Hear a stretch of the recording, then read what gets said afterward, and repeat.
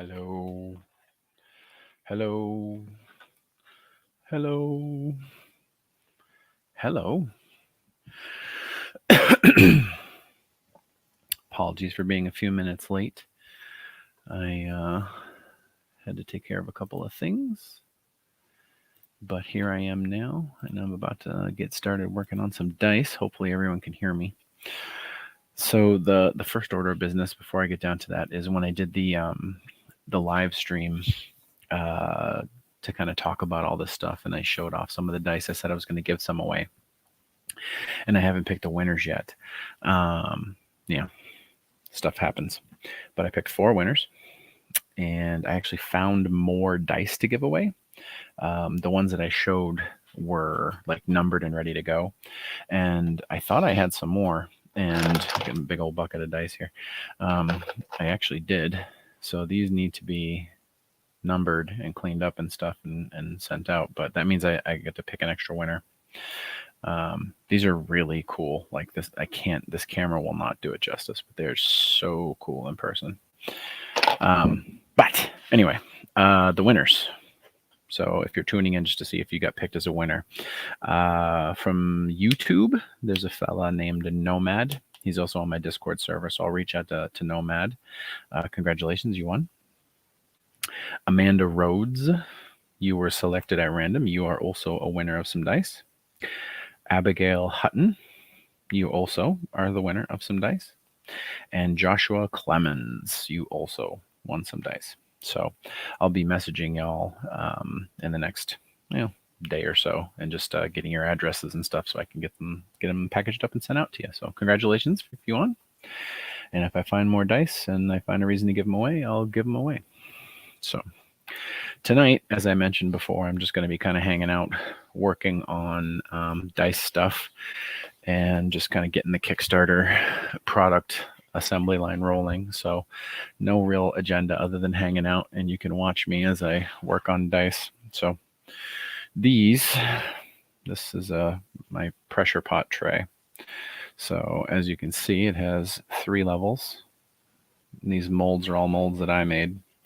This tray I bought on Etsy. It's resin resistant, meaning if resin spills onto it, you can just pop it off. It doesn't stick. So I'm going to open these. These are brand new. I haven't looked at these. These are Locky dice. And then I've got another set for somebody that was a commission. So mold. This is made out of Dragon Skin 20 silicone, which is a very malleable, soft silicone. So it's resilient when you pull dice out and stuff. But you crack it. Make sure you're not tearing off the top too fast, because if there's any uncured resin, you don't want to damage the numbers and stuff. So there's flash, which is like this papery stuff that's just kind of sandwiched between. If anybody wants to talk book stuff, please, by all means, ask away. I'm just going to be doing this as I go. But yeah, I'm super excited. I got little miniature Halligans coming tomorrow to cap off the AUD Trinity style dice. The original set of Halligans I got to test out were too small. They were 10 millimeters long, which is a centimeter, like literally this big. And when I put them in the dice, like you can't even see them. Like those are Halligans. Like they just wash out. They just look like milk with some bugs in it. They look great. The Halligans look great, but they're just too small. So my buddy Aaron, who made those for me, made 15 millimeter Halligans. Hey, Renee. And oh, that came out awesome. These are Locky style dice, so they're like fiery and sparkly because she's full of piss and vinegar. But yeah, I got those coming tomorrow, which means tomorrow night my mission in life will be to get another prototype set of the AUD dice poured so I can get some nice production samples so people can see what they might be buying. if they decide to get any of the Trinity dice. So these round cap molds have 4 dice in them. And then I have 10 masters, so I can cast 10 at a time unless I make multiple molds, and I have 2 sets of each mold. So I can actually cast 20 of these in a go, which is like 24 hours. So I can make 20 every 24 hours. And then I've got other molds to make other kinds of dice. But for the AUD stuff right now, I can make 20 every 24 hours. And if the Kickstarter starts going crazy and people start buying a ton of them, I'll make another set of molds. That way I can cast 30 every 24 hours. I don't expect that many of those dice will sell. I won't complain. That'd be cool. Hey, Peter Garamone. Hey, Chris, first time typer, long time listener. Where does Adrian's Undead Diary take place? That's a great question, Peter. I never really specifically say for a reason. When I was writing it initially on the website, I wanted people to feel like it could take place like near them, you know? So a lot of the way Adrian talks is kind of like regionally unspecific. Like he uses a lot of colloquialisms and like slang from like all over the country. So when you're reading it, if he doesn't really talk about the weather, you can kind of imagine that he he could be from where you are. I've had people say it takes place in Wisconsin. I've had people say it takes place in like Colorado or whatever. But the reality is he mentions that he's like an hour or so from the East Coast and also close to Boston. So the reality is that he's probably somewhere in New England.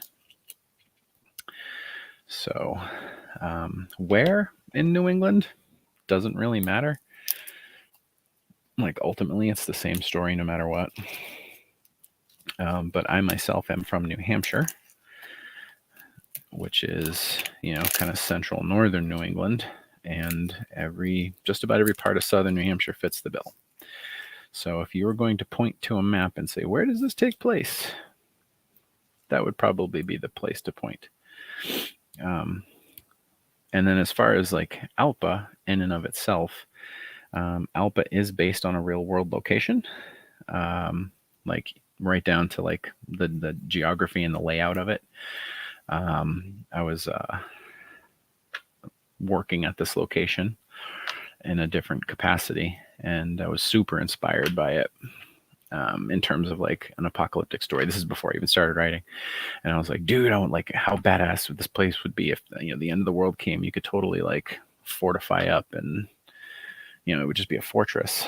And then I was like, yeah, it would, huh? And that was one of the big sort of like catalyst moments for beginning the story of Adrian's. And I've actually taken people to this place, like longtime friends and fans, and basically been like, okay, so here's where it was based on. And then just like, pointed to shit. And they were like, holy fuck, that's the bridge. So hope that answers your question. Yeah, Vermont would be perfect. Vermont is right next to New Hampshire, and it's not too far from the coast, and it fits. It fits perfect. Connecticut would be a little bit of a stretch, as would be Massachusetts. Only because of like gun laws. Connecticut and Massachusetts have pretty stringent gun laws. So like the stuff that Adrian finds in houses and stuff like that would be far less likely to appear. I mean, still possible. People in Connecticut still own all the stuff that Adrian finds, and Massachusetts as well, but it would be less common. So yeah. And thank you for the compliment. I appreciate that. It's really nice of you. Last of the Locky dice here. So after they come out of the mold here, this is a slab mold, but it's got little keys carved into it, little locking tabs to hold the lid down. That way they don't float in the pressure pot when I can't watch them. Once they go in the pressure pot, like I can't control anything. You would love that tour, Wanda. Did you move yet? You said you were moving to like Western Mass last time I talked to you about geography stuff. Did you? If you did, we should find a way to cross paths. That'd be fun. I know the girls would love to thank you for the stuff you knitted for them.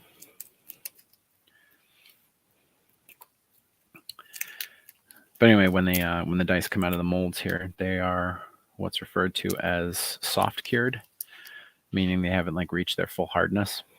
The resin takes like 48 to 72 hours to like really become as hard as it's going to get. At this point, they're hard. You shouldn't be able to like dent them or ding them unless the resin was mixed incorrectly. If you're denting them at this point with like your fingernail, then you probably have like a permanent soft cure, and they just got to go in the trash. They're not. They're never going to harden.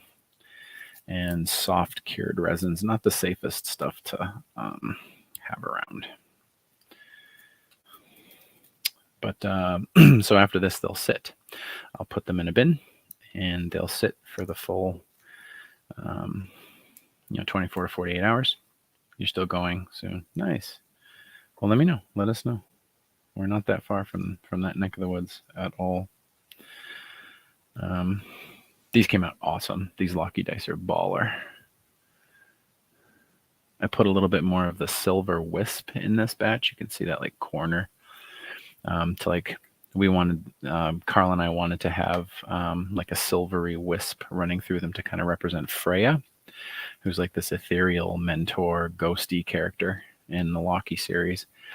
And when I did the original prototypes, I did not put much silver because I didn't want it to like overwhelm the dice, and you could like barely see it. And it looked really cool, but it wasn't enough. So when I made this batch yesterday, I said, you know what, I'm going to put like 2, maybe 3 times as much silver. And I'm so glad I did, because it really punches up the die. So the fruit of today's AUD dice harvest. Stuck in Florida for a few months, shooting for a July move. Perfect. July will be a perfect time to get out of Florida. It's hot as balls down there. Although, to be fair, it could be hot as balls up here too. New Hampshire and New England in general has some pretty rugged summers. We can get the heat and we can get the humidity. Peter, I think it's so cool that an apocalypse can be fixed by the Trinity and then 2 more Trinities. It is so different than the rest of the books I read and movies I watch. Thank you. I appreciate that. I've said before that I really wanted my story to differ greatly than the stuff that was, kind of available and out there. And remember, when I started to write AUD, we're talking like 2010. So there wasn't a lot out there. But The Walking Dead was coming to TV when I started writing, and I knew that was going to kind of become the default. Like Romero's stuff had been, the kind of end all be all for a long time, and I adore George Romero's work. But I knew that The Walking Dead was going to steal a lot of air in the room, and they did. I mean, they are like the default zombie experience, right? And I knew the viruses had been done to death, and I knew that there were a plethora of movies and even books that had come out over the decades about like get to the chopper stories where they have to just escape, and I didn't want to do that. I wanted to do something bigger. I wanted to do something with like scope. I wanted to do like this great character examination. So this is a set. This is my regular D&D set, which is a 10 die set. And this is a commission for my buddy Nicholas. Nicholas is Daddy Ninja Shits. He wanted a character named in the story, and I wound up naming a dude who slips in his own poop and dies after him. So Nicholas, this one goes out to you, buddy. But he is buying a set of dice for a friend as a gift. And these look really nice. They're actually a slight remake of a set that I made 6 months ago with a little bit of a twist. But it's a very elegant, beautiful design black or gold flake in a clear with wisps of black pigment injected through. So you get these like neat cloudy looking effects. Incidentally, I don't know if anybody can hear the picking at the plastic, at the resin here, but it's like total ASMR, like little crinkling, crackling. I could do like a whole podcast of me just opening these molds. Some weird people from the Midwest touching themselves as I crinkle my resin. I mean, if it pays the bills, right? Whatever. I ain't gonna judge. I should start up an OnlyFans. I really should. Daddy needs a new pair of shoes. Actually, I don't. I have new shoes. But I do have a bunch of credit card debt that I'd love to pay down. Or pay off. Either way.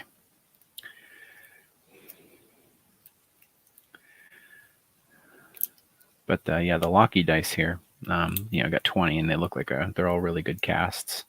They're all nice and firm and there's no flaws or bubbles in them, which means I mixed the resin well. It means that the temperature held in the pot overnight. It means I had the right amount of pressure. There are no caved in corners. There's no like deformities or wobble in the shape, anything like that. So 20 good dice just came out and I'm selling them in 3s. So that is almost 7 sets of dice. And then I'll cast another 20 and then another 20, which will give me 60, which is 20 sets of dice. And initially I am making 60 of each as like my first production run because I think that might be enough. And if it's not, all right, then I'll make more. So these are obviously all different kinds of shapes, like the D6s. These are clipped corner D6s, so they're not perfectly square. They have the corner clipped off, if you can see, but they're not perfectly square. Right, doing this in reverse, you can see the right where the Rorschach is above my head. You can see the corners not there; they're clipped. 6-sided dice, just like Yahtzee dice. These are D&D dice, so they have sides. They're polyhedral sides. They go all the way from 4 to 20. So the D4 is this little fella right here. And that's, this is called a crystal shaped D4. And it's just 4 sides. And you can see the black and then the gold flake and stuff. That came out cool. That sank a little. It's a bummer. Not exactly how I would like it. Yeah, we got some sink on this one too. So I might need to remake these. If the black all sank, that'll be that could be not what they want. So I got some peach reaction on this one. So this is a D6. It's just a different kind of D6. This has full square corners. They're actually called sharp corner. You can see when I hold it up, it has a very pointy corner. Hi, Mr. Rorschach. Bob Ross vibes, the picking noise, the soft, slightly gravelly voice. I have a gravelly voice, really? I feel like I sound like Bozo the Clown or something. Peter, Adrian's Undead Diary would make for a great series on TV or streaming platform. Would we ever expect to see that fruit bloom? The last time I did a live, I talked about it, and I don't want to spend a half an hour talking about it again, but the long story short is AUD has been in Hollywood in some level of development for about 3 years now.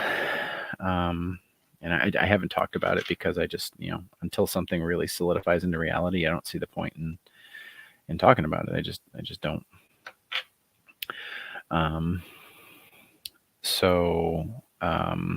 Last I spoke about it, we were kind of dead in the water. COVID killed it for a while, and then we came back really hot and heavy back in August.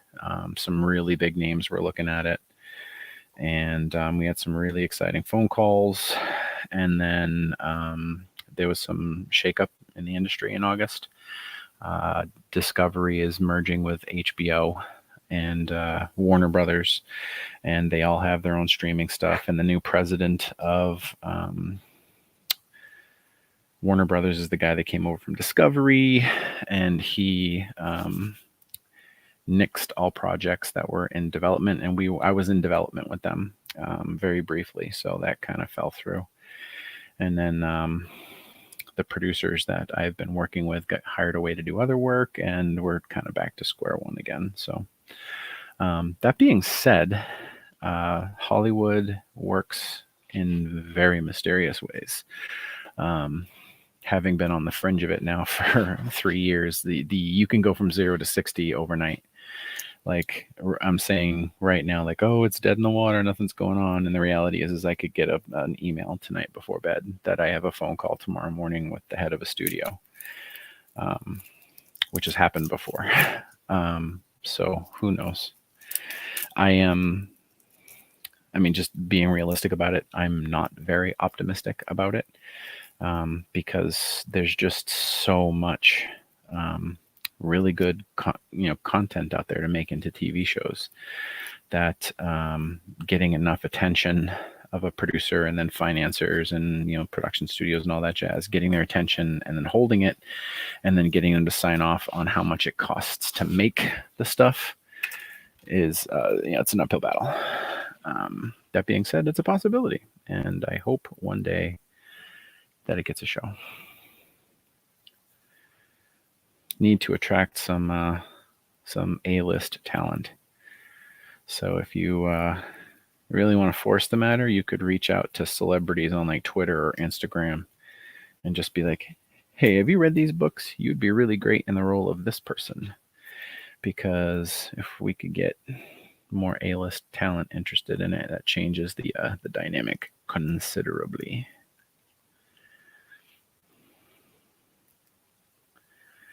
That came out cool. I'm not sure he's going to like it. This is called a chonk. It's a huge D20. But you can see the black all kind of fell. It's all on one face. Right? It should be all swirled around. And that's probably because I didn't time the casting correctly. So I'll show it to the person. I'll show it to Nick and see if he still wants it. If not, I'll just make another set. No big deal. I'll give these away to somebody.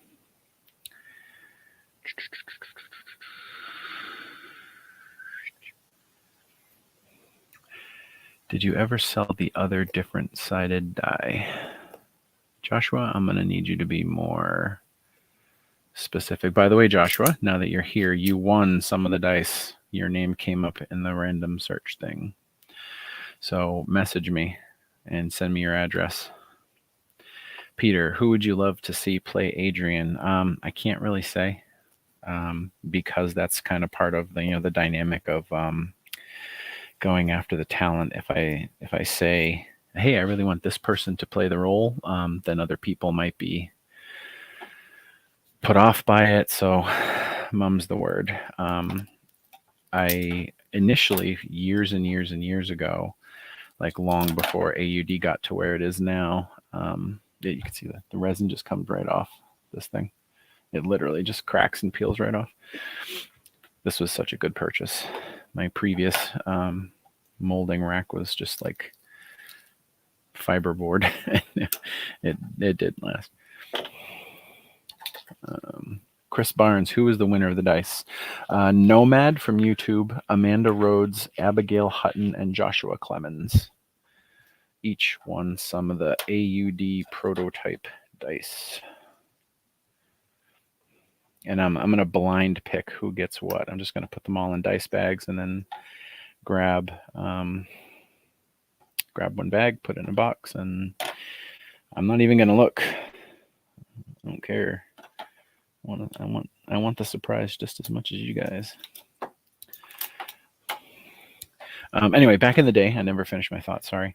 Back in the day before AUD got to where it is now, I always said that I wanted Ryan Hurst to play Adrian.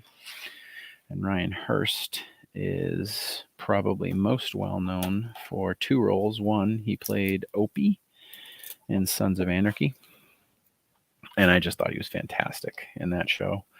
And he's big, he's got the gravity, he's done gun stuff, so like he knows, he's got the tattoos, he can like rock the look. But he's also been in The Walking Dead. He played Beta in The Walking Dead, so I'm not sure what his availability or interest is. I know that the project has been kind of put in front of him. I don't know if he said anything or passed or declined or is reading them, or I don't know. I also know that there are many other kind of like high B, low A list talents that have been in some way kind of either pitched or approached, or it was kind of like tossed in their direction, and nobody big's bit. Nobody big is bit. You got some like behind the camera talent interested, but if I could get the Adrian, or if I could get the Abby or the Gilbert, if I could have an actor be like, yes, I'm going to play that role, and then sign an attachment agreement, I think we'd be off to the races here. Sadly, don't got that yet. Hi, Ashley. Batista would make an awesome Adrian. Not a big fan of him, but he's the one, as I see, I was reading the book. Batista might be able to. He might be able to be honest. Here's my bucket of dice. These are all in process. He could. He's been in Zack Snyder's Army of the Dead stuff. So I don't know if he's got like a non-compete kind of thing. He's definitely upped his game when it comes to acting. Like the dude has really seriously put the work in. Because when he was like first starting out, he was pretty wooden. Like no offense, he's coming over from wrestling like that. He just a different skill set for acting. But he's like taken the classes and he's done the work, and he's really really come along, and kudos to him. Do you ever sell the other different side dice? Yes. I make sets all the time for people. I have a dice group, Tier 1 Dice. I'll post a link. And that's like where I just kind of show off all the stuff I'm making, and where I put the sets that I make. Some stuff I just make kind of for fun, just to see, you know what I mean? And then some of the stuff is commissions. So here's...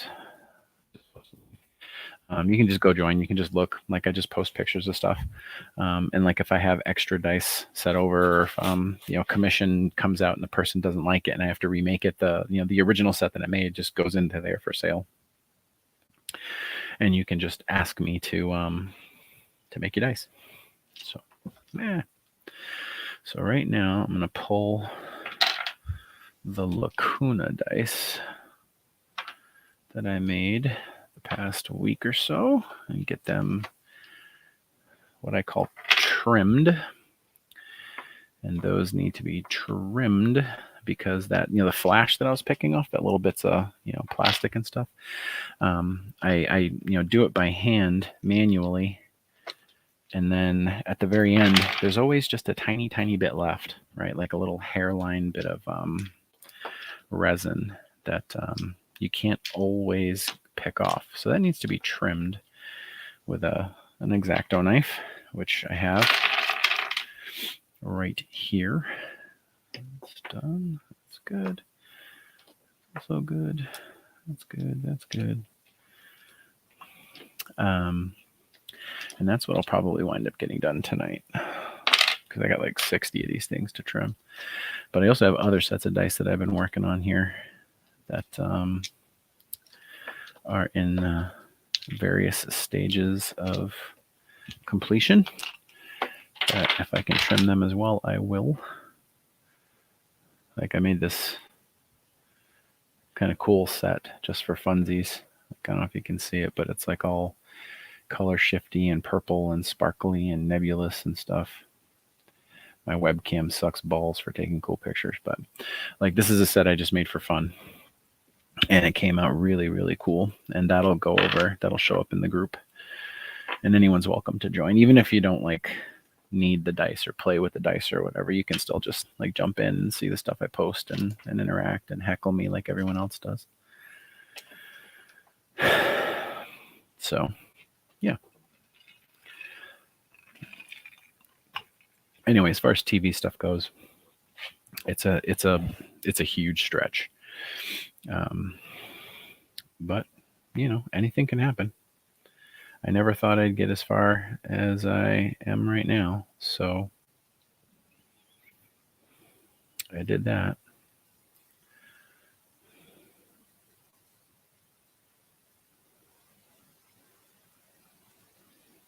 Anybody got any other questions about anything? Personal, professional? I am a largely awkward and open book.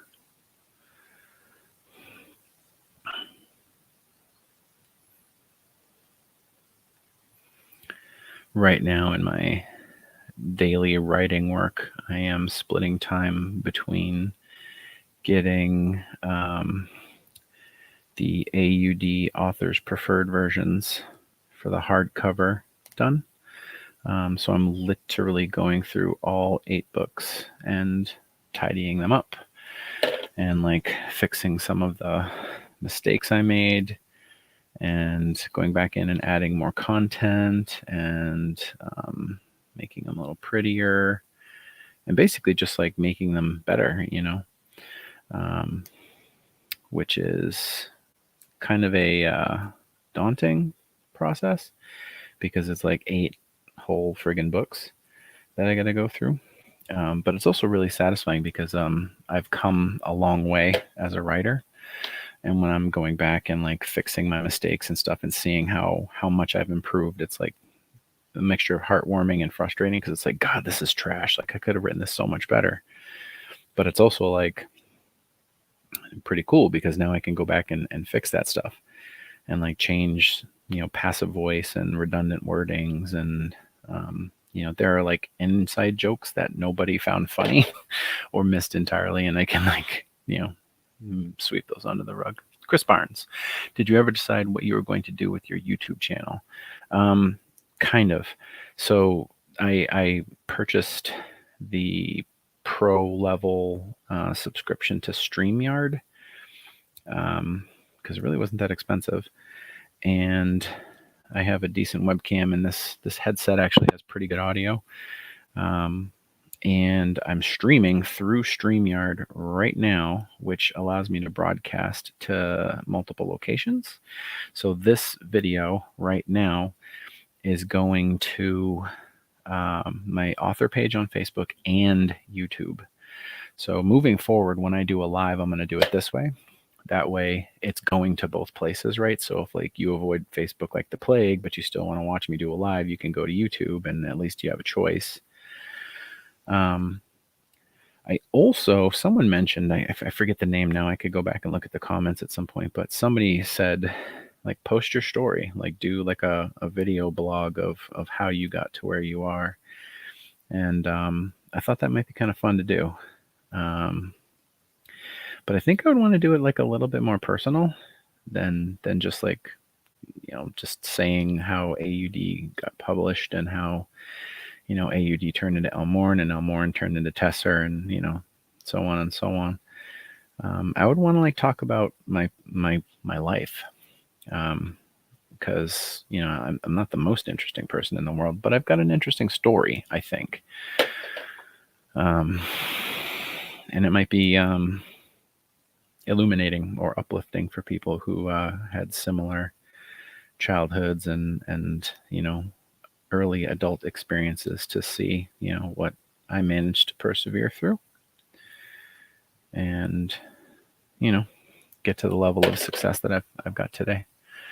Oh, that was you. Okay. Yeah. Biography. Yeah. Thank you for the suggestion. I thought it was really good. I've been thinking about it a lot and I do think it's pretty cool. And also like I find it's like more genuine when I don't script stuff. Like just being honest. I find it's just like more heartwarming and more authentic and more believable if I just kind of like go with the flow, So what I'll probably wind up doing is like coming up with an agenda in terms of like how many episodes and like an approximate runtime, because I don't want to put up these like 40-minute long, massive bastards that people get bored halfway through. But if I can break it up into like 10 or 15 minute episodes, that might be of interest. So we'll see. I think I would like do it for myself, like just to kind of like, bounce some personal stuff off the anonymity of the internet.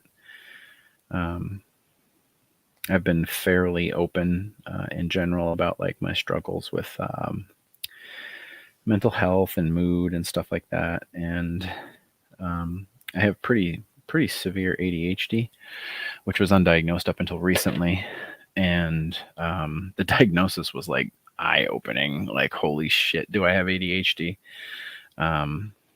And it like everything in my life just like suddenly came into focus when it was like, have you struggled with this? Have you struggled with that? Do you do this? Do you do that? I'm like, yes. Why? So that was super helpful, especially when it came down to like how I coped with my ADHD and like all of the different kind of habits that I built into my life to be able to function with a disorganized mind. And having kids has really thrown a lot of my coping skills into the trash because I'm not able to use most of my, and the sleep apnea. I'm not really able to use a lot of those original coping skills that I developed over the beginning of my life. And now I'm just like fucking lost. And, my wife is like, how do you have such a good memory, but always forget everything? Like, how is it possible that you are both of those things at the same time? And it's true. Like, I mean, I can tell you verbatim things that happened like 15 years ago. Like I can absolutely retell stories from a very, very long time ago. But if she asks me to pick up bread on the way home, it's not, that won't stick. Like, it just won't stick. And that's the ADHD piece. Like my brain has a really hard time latching onto like transitive information like that. Especially if I get like distracted or flustered or I have to deal with like changing situations. My brain has a really, really, really hard time and I get very lost.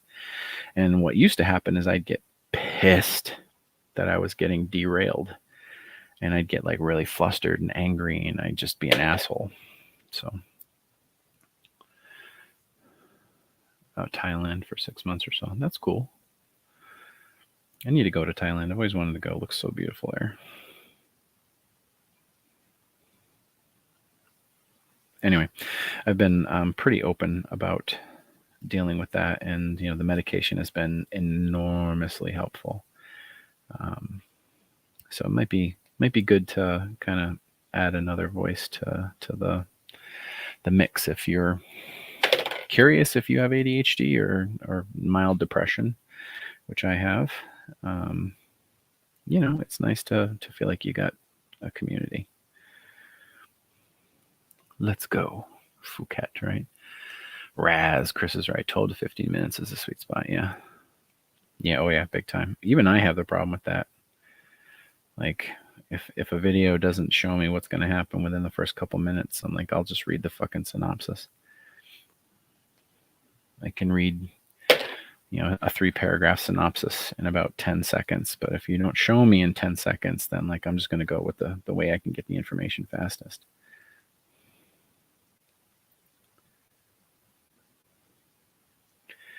But that might be cool to do that. Also, there's a lot of like dice making stuff. Yeah. Being diagnosed helps, Wanda. It really does. Even if you don't get any meds for it, just like talking to someone about it and like understanding the differences in processing that an ADHD brain has. And like all of the different like life tweaking things that come along with ADHD, like all the sensory stuff, how it like informs your life and how ADHD can affect your food and how it affects your appetite and your diet and all the different things like stimming. If anyone knows any spectrum kids, spectrum and ADHD are very closely tied together. And ADHD brains require constant stimulus, right? Because they can't handle the quiet. They don't know what to do with it. They need to be like juggling at all times. Otherwise they get like antsy and crazy, right? So ADHD people are constantly stimulating their brain, aka stimming.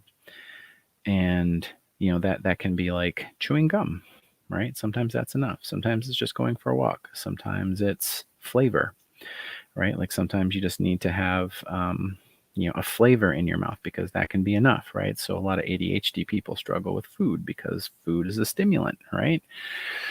My brain requires information. I'm going to mow down 8 Kit Kats, sitting there with a bag of Doritos for forever.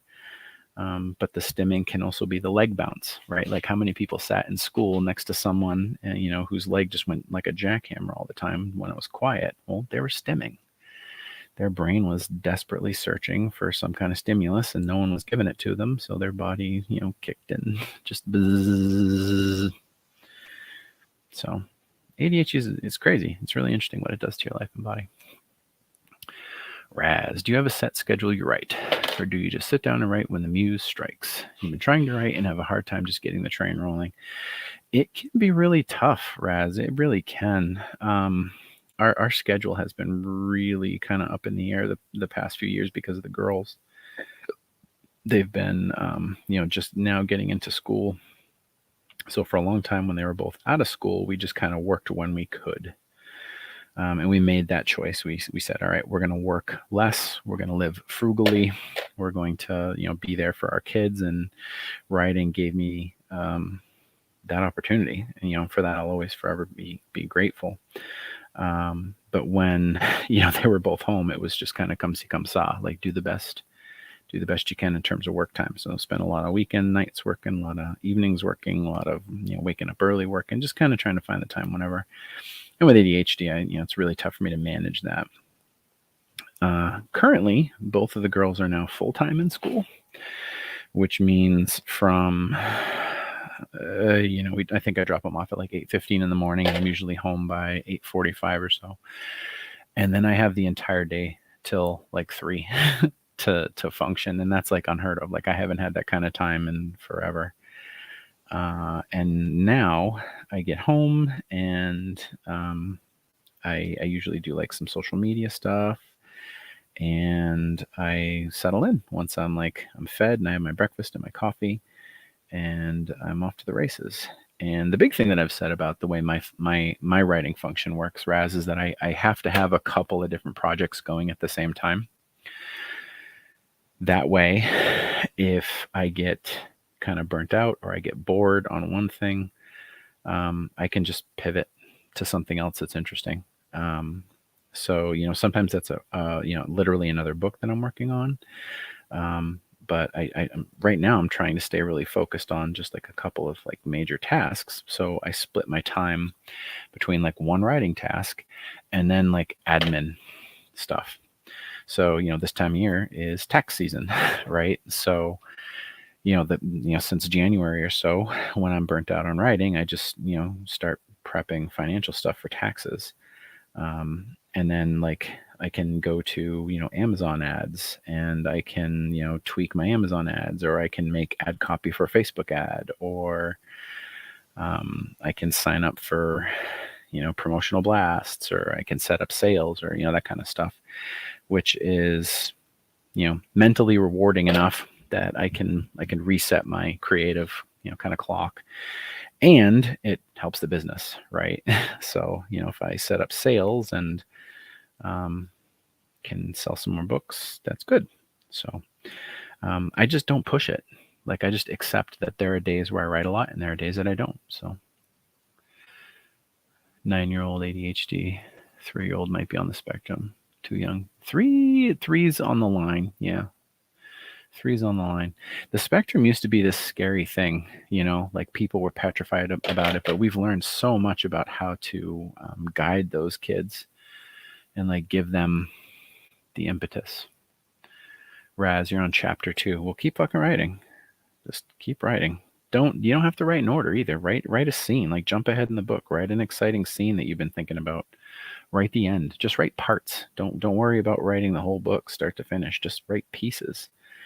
Write supporting stuff. Write like a character treatment. Write a concept. Like don't worry about writing it in linear order. Marla, hi. You get the request for the library.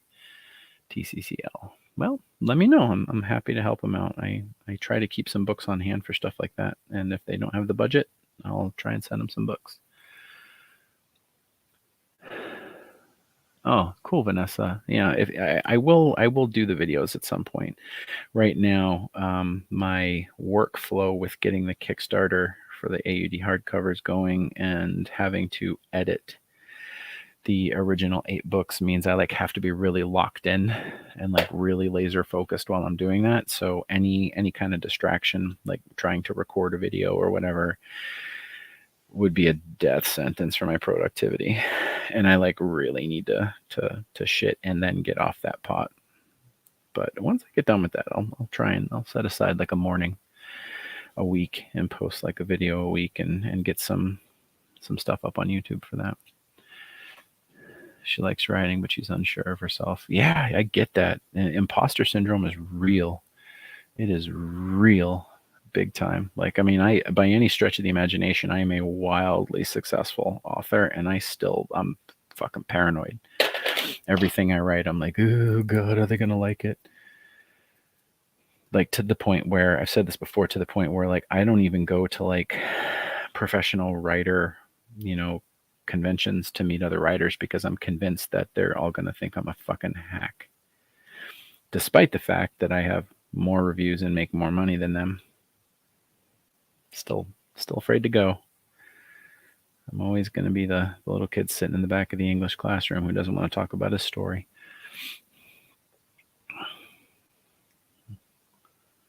Oh, yeah, evidence. Oh boy. Good luck with that. I've done one divorce already. No fun. No fun. Hi, Linda. Welcome to the chit chat. Wanda, if you want to talk about autism and evolution, there's a really fascinating book series out there called The Atlantis Gene that an author named A.G. Riddle wrote. And it's without giving it away, it's a really wacky series with like tons of like really strange shit going on. But the series, one of the core concepts of the series is that they believe that autism is actually an evolution of mankind, because autistic people have a tendency to be hyper skilled at something. So they wind up like eschewing the ability to do many other things, but instead trade it for the ability to do one thing exceptionally well. And the book, kind of posits the idea that like, well, what if that's by design? What if that's the next evolution in humanity's cognitive process? Maybe we've decided that being able to do a lot of things fairly well is not actually successful for the species, which is why autism is happening more. Thank you, Vanessa. I appreciate that. I can use all the attaboys I can get. As many writers say, writing is a painfully solitary process. And then when we're all done with all that work that we did all alone for so long, we send it out into the world and then start collecting shitty reviews on Amazon and Goodreads, which is super helpful for our attitudes for the next book. But again, I'm lucky. I've managed to write some enjoyable things that enough people have enjoyed that I can do this for a living.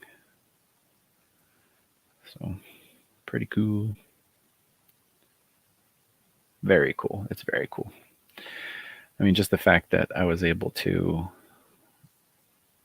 spend the first few years of my girl's life at home, working from home, being able to set my own hours and be present for them was like, in retrospect, even if everything tanks next week and I don't sell any more books and I have to go back to working a 9 to 5 somewhere, that was worth it, because I got to be there for that.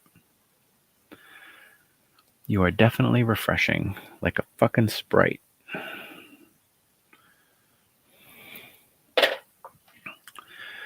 My wife would say mostly I'm frustrating, but she has to deal with a very different version of me.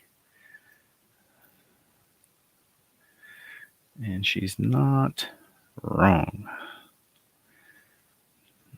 at all. I'm fun to hang around with. I'm not that fun to live with. I can be very difficult. No tanking allowed. Yeah, and definitely not uptight. I don't even know how to be uptight. I was raised poor. Like my parents had nothing, and I had to bust ass to get pretty much everything, pretty much anything.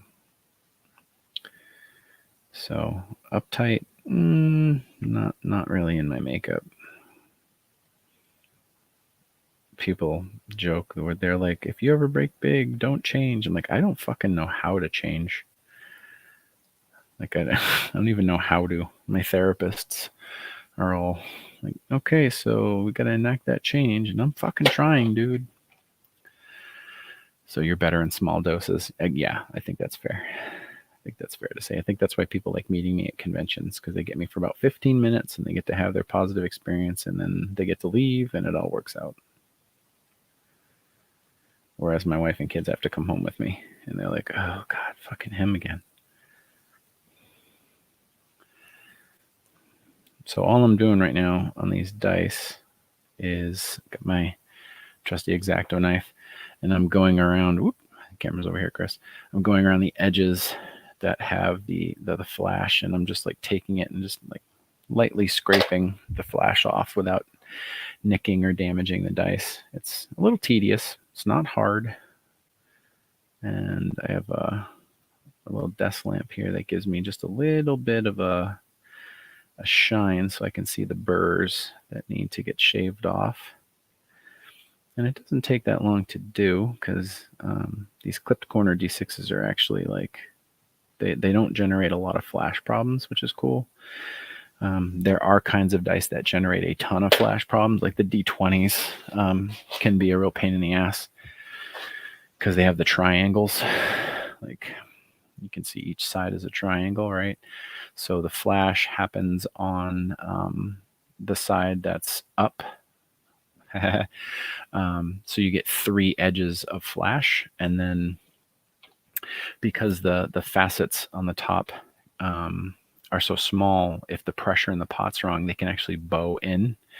And then you have more than flash problems. Then you have like voids. You have like dents in the dice that usually can't be fixed because the numbers themselves become bowed, and you can't fix a bowed number. So then you're just making them again and hoping you don't fudge it up. But these D6s they're big, so they don't bow, and because they're nice and sturdy and chunky, they set up nice and hard. The smaller the die, the harder it is for it to set. You can't cast really, really tiny things consistently with this kind of resin. You need extra raw material to really get a good casting. There are different kinds of resin that's better for smaller stuff, but the stuff that I like to work with is, this is a sweet spot. Raz, do you have a regular D&D game? Yes, I actually have 2 semi-regular D&D games that I'm currently just a player in. I'm not running anything. Usually, I'm the guy who DMs it for like my friends and stuff, because hey, look, it's a storyteller, make them run a game. Also, I like it. Like it's fun. But currently, I'm playing in a Tuesday night campaign that my buddy JB runs for myself and a couple of my friends. And you may notice that tonight is Tuesday, and I am not playing in that game because he just had a baby. He just had another daughter. So he is taking care of the mother and his other kids, and probably will be next week as well. So I'm not playing in my regular Tuesday night game tonight, and then I also have a approximately monthly game that my buddy Jason DeB, who's the artist that helped me with the Rock Jockeys stuff, he and I partnered up on that a long time ago, and he's a DM for that game. And we're doing, if any of you are at all familiar with 5th edition Dungeons and Dragons, he is running us through a kind of amped up version of the Rime of the Frost Maiden questline, which is like an icy cold D&D campaign set in the far north of one of the D&D worlds, and you're like fighting against this evil demigod that's trying to bring eternal winter, and that's been fun. Oh, Wormwood tables are baller. If I ever get out to San Diego, I hope to. My buddy Joe lived out there for a long time, and I went out to visit him there and spent 4 or 5 days out there for Thanksgiving one year. That was really fun. San Diego's cool. I like San Diego. I would go back. My hope for a really long time was that Hollywood stuff would kind of pick up steam, and I'd have to go out there and spend a couple weeks and do meetings and do all that stuff, and wear fancy clothes and act better than I am. And then I could like do some meet and greets and hang out with some fans that have been out there for a long time. But that hasn't happened. With the 2 little girls right now, it's difficult to travel. And it's difficult to leave my wife with the kids for a long time because we don't get a ton of support from family. But thank you. I appreciate that. I would love to play in a game. And nice segue, thank you. The AUD hardcover Kickstarter, one of the levels is that you can play in an AUD game with me that I will run. Probably using the All Flesh Must Be Eaten rule set because it's really simple and uses D6s. So if you ever want to play in a game, that's an option. And I'm going to stream that as we play live on my Discord server.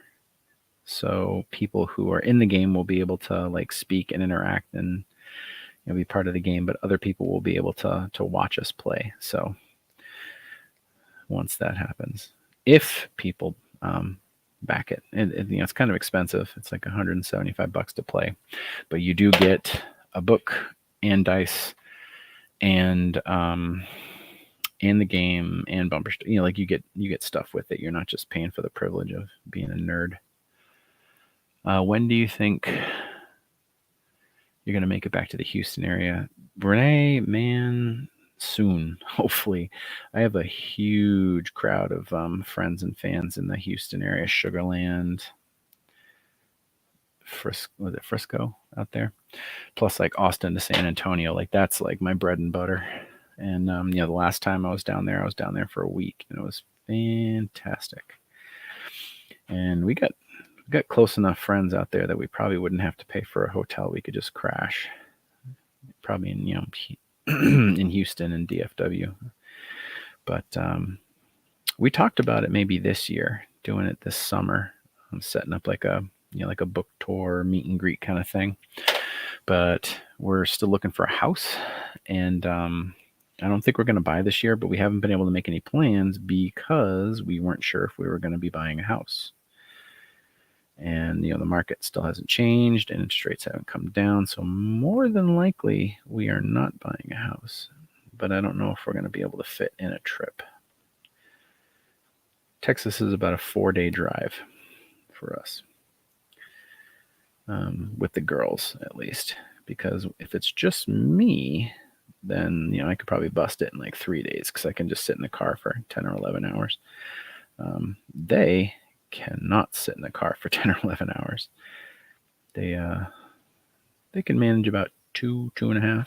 So we would have to make the trip out really long or fly, and flying is expensive.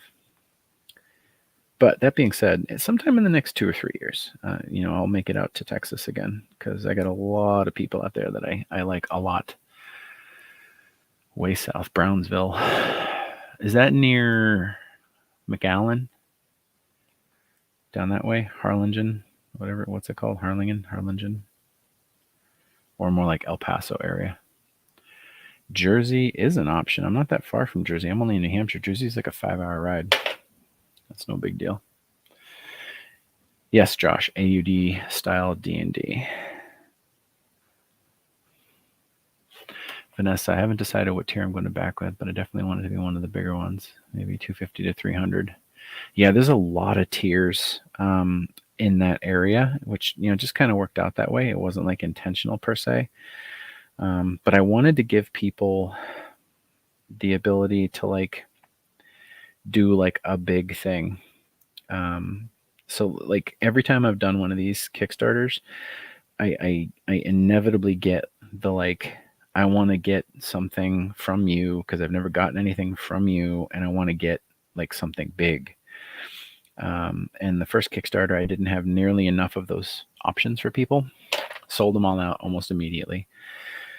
Second Kickstarter, I added some more and sold out of those almost immediately, and then added a few more, and those sold pretty quickly too. And this is on a non-AUD Kickstarter, right? So like Diggory is like 1/10 of my fan base, right? AUD is like 85% of my fan base. So I wanted to have a lot of different options at that price range because I expect there to be more people interested in it. So like you can get full hardcover sets at like 200. You can get like sets and dice for like 250. You can get like literally everything in paperback for like, I think it's 275 or something like that. Which is like, compared to regular retail price, that's a really good price. Because you're buying it direct from me. Amazon doesn't take their cut, or Barnes & Noble or whatever. You're just basically paying wholesale plus my regular profit. Where do I live? I live in New Hampshire. I live in southern New Hampshire, so I'm right near the Massachusetts border. So right now I'm facing due east, which means Massachusetts is directly that way. It's like maybe an 8-minute drive, and I can be in Pepperell, Massachusetts, the Commonwealth of Massachusetts. Matt McLaughlin, several years ago, you stopped in Peoria. Yeah, that's right. Was that a random stop, or do you know people in the area? At the time I did, I knew people who lived in the area. And when I was moving through that area, I was trying to like schedule an event there, and then like do something. And at one point it didn't happen. And then when I was traveling there with at the time my ex-girlfriend's grandparents lived in Peoria, and I was like in Peoria 2 or 3 times over the course of a couple of years. And like I went down to a Barnes & Noble and like signed some books and like left them on the shelf kind of stuff, right in Peoria, which was cool. And I just wound up not having time to set up a more robust event because it was like the holidays and stuff like that. And, we were busy and everyone else was busy. Sign up for your patron for a year. I'd love to play an AUD themed D&D. It's fun. Role-playing is just fun. Like, as long as, you understand what you're getting into and like know what everyone else expects at the table, and you're all in it to have fun. It's such a fun hobby. It's just collaborative storytelling is all it is. One person has the script for, what the plot of the story is, and everyone else has the characters in that plot. And then everyone just kind of tells the story together. Person sets the stage, and then the characters say what they're going to do, and then the person adjusts the plot, and so on and so forth. And the dice factor in when randomness happens. Like, I try to bonk it on the head. All right, well, do you? Roll some dice, see what happens. So I just finished trimming all of these Lacuna dice. Go me. So that didn't take long. Was that like an hour? So now I'm going to, almost dropped an X-Acto knife. Now I'm going to eat a piece of Kit Kat and move on. So these micro Halligan dice, I'm going to trim and clean up and probably give them to somebody because they're fun. but I don't expect them to. Oh, it's my daughter's dice. I don't expect them to be too special, but still, while we're here, you have lots of family up in Mass. It's a very populated state. Massachusetts, like in terms of square acreage, is not particularly large, but a ton of people live there. Like, I don't know, 5 million, 6 million people. Beaver, never played D&D. Is the AUD game going to be a difficult thing to pick up? No, you don't need any experience. If you do wind up wanting to play the game and you back it and become a player on the Kickstarter and you jump in, like, yeah, I'll have you playing and having a good time in 5 minutes with have no idea with what you're doing. I used to be a game developer for many years, and one of my jobs when I worked for the game companies that I worked for was I taught people how to play, and I became very good at meeting people at their level and like getting them involved and excited and on board. So A, I'm good at it professionally, and B, if you're excited to have fun with me, then it'll be fun, right? And the game rules that I'm going to be using are more than likely from a game called All Flesh Must Be Eaten, which is a zombie-themed role-playing game with incredibly simple rules. Like most of the time, you don't even need a rule book to play. You just kind of got to know the real basics of how dice work, and you just use regular 6-sided dice, and I'm making 6-sided dice for the game. Which reminds me, I need to come up with a design for those dice, because I'm making AUD dice specifically for people who back that level. So, and I capped it at I think five players, but then I think there's 3 more that can add on. So I think I can have a total of 8. How many did? Let's look, Chris. I actually have the Kickstarter open in the background. I can actually look. Rewards. Okay, so down at 175, I have 5 of 5. So that would be me plus 5 players. And then in the add-ons, I have a lot of add-ons. Hour long, 5, yeah. Well, I don't, so it's just 5 of 5. So only 5 people.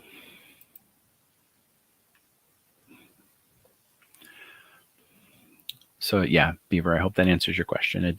You don't have to have any knowledge at all. The big thing about role-playing games is imagine it's a play.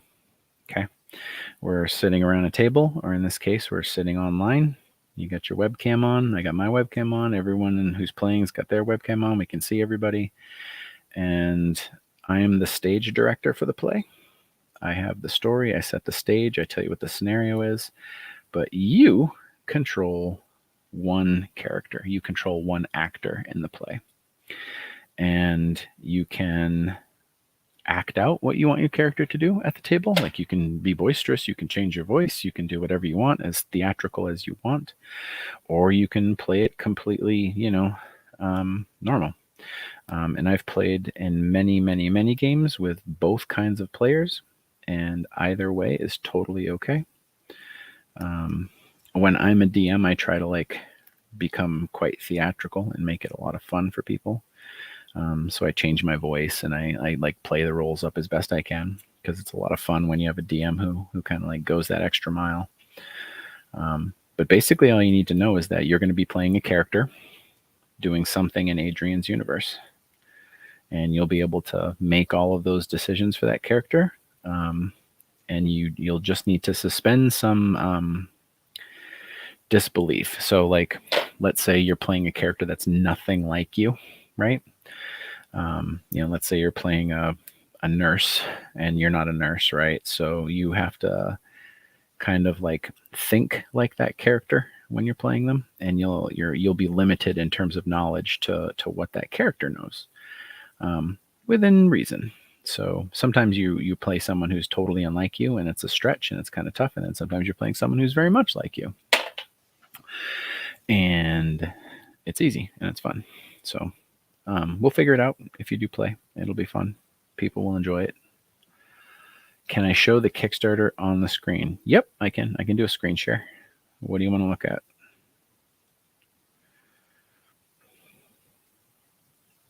This is one of the reasons why I got the subscription to the StreamYard thing, because you can do like screen sharing and slideshows and shit like that super easy.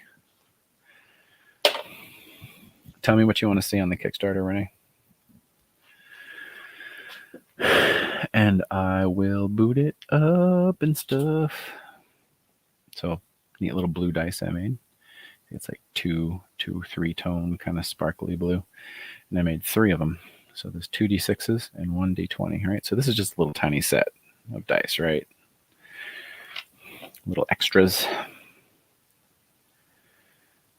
Often when I'm pouring sets, I mix extra plain resin in case I, spill or have an accident. It's really hard to manage it when you have too little, right? Because you want to have the same like homogeneous, the same hardness, the same colors, right? So it's always better to mix extra. But what that means is oftentimes I'm left with, extra. So I always have dump molds nearby, extra dice molds that I can, just pour or like add extra colors to, or glitters or inclusions or whatever, to just like, not just pour resin in the trash, which would be a waste of money. At least when I have these, I can put them up and someone will be like, oh, that's badass. I like that. I'll give you $10 for it. All right, cool. Awesome. Perfect. All right. You want to see the different levels. All right. Give me a second. Edit your project. Reward tiers. So let me go to the preview and let me change my layout. Present. Share screen. Kickstarter. How are we doing? There we are. Okay. So when I tab over to scroll down, I won't be able to see the screen. So if you're asking questions, just give me a second to kind of come back. But I'm going to scroll down. You can see the pledged of 7,000. It's not launched yet, so this is just a preview, right? But this is how it'll look when it goes live. The green back this project button on the right is pretty useless. Like, I don't even know why that button is there, because you just click that button and then it just scrolls you down to the specific levels. So like, you might as well just scroll down to the levels. So the low pledge is $5. You get 2 ebooks emailed to you and a thank you and the book. Every level comes with a thank you in the book. Every level, no matter what. So your name or name of your choice will appear at the front of the first hardcover. The $10 swag pack ships anywhere in the world, so you can get this level no matter where you live. And you get a bookmark, you get the sticker, and you get a little autograph card from me, a little thank you, a little bit of stuff mailed to you in a nice little envelope.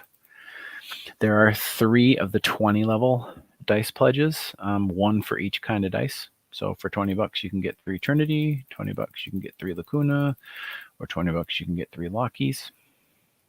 You can see in the middle there the actual pictures of the books, Dark Recollections, and then Alone No More, and then Midnight, and then Failed Coward, Low Blow. So 33 is the signed hardcover. That's probably going to be the #1 backer.